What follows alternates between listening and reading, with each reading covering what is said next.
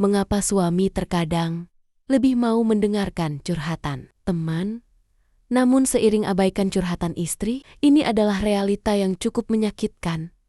Bagi sebagian istri suami, tampak lebih mendengarkan curhatan teman dibanding curhatan istrinya sendiri. Meskipun terdengar tidak adil. Fenomena ini bisa dijelaskan dari beberapa sudut psikologis. Pertama, teman tidak menuntut emosi yang sama besarnya. Ketika suami mendengar curhatan teman, hubungan emosionalnya tidak sekompleks dengan istri. Teman hanya berbagi cerita tanpa membawa ekspektasi atau beban emosional. Sementara, ketika istri curhat, suami bisa merasa dituntut untuk peduli, memberi solusi, atau bertanggung jawab atas masalah tersebut. Curhat istri dianggap berat karena sering berkaitan dengan rumah tangga, anak, atau perasaan pribadi. Suami merasa kalau gagal merespons dengan benar, akan memicu konflik. Akibatnya, ia memilih untuk menghindar atau tidak fokus saat mendengarkan. Kedua,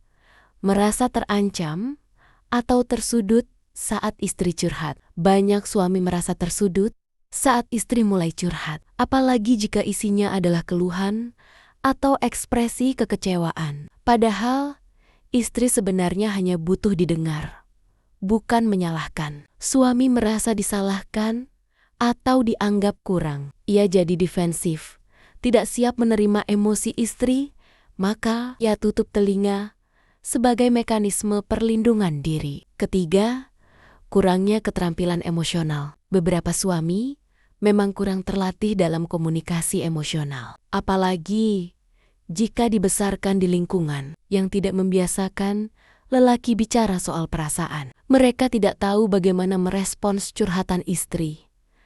Akhirnya, lebih nyaman mendengar curhat teman yang tidak menuntut empati dalam. Dengan teman, mereka bisa santai tanpa tekanan emosional. Keempat, merasa dihargai saat teman curhat. Saat teman curhat, suami bisa merasa dibutuhkan, dihargai, dan dianggap penting. Hal ini meningkatkan egonya sebagai pria yang bisa memberi nasihat atau solusi. Sementara curhat istri seringkali penuh keluhan, sehingga terasa melelahkan.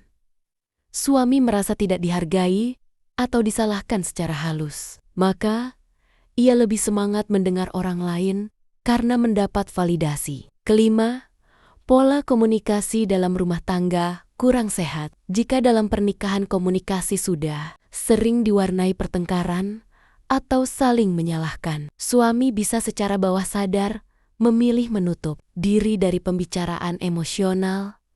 Istri seringkali tidak sadar bahwa gaya curhatnya membuat suami merasa gagal.